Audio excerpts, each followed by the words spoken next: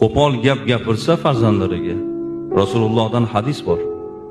Bir ota-ona farzandini haqoratlasa, esi yo'q, ahmoq, eshak, mol deydi ba'zi birlar. Yurisul faqr, faqirlikni keltirib chiqaradi. O'sha bola 1-2 bo'lmaydigan zaif, nochor, notavon bola bo'lishiga sabab bo'ladi.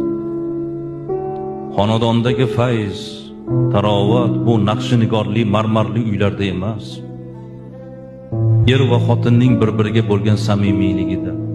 Yaxshi so'z odamga kuch bo'ladi, odamga quvvat bo'ladi. Mehrni ziyoda bo'lishiga sabab bo'ladi. Qo'pol so'z odamning kuchini ketkizib qo'yadi, mehrini so'ndiradi. Qo'pol gap gapirsa farzandlariga, Rasulullohdan hadis bor.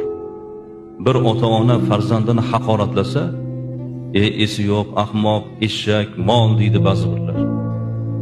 Yurisul faqr, faqirlikni keltirib chiqaradi. O'sha bola 1-2 bo'lmaydigan zaif, nochor, notavon bola bo'lishiga sabab bo'ladi. Xonadondagi fayz, tarovat bu naqshinigorli, marmarli uylarda emas.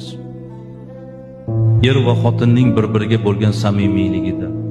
Yaxshi so'z odamga kuch bo'ladi, odamga quvvat bo'ladi. Mehrni ziyoda bo'lishiga sabab bo'ladi.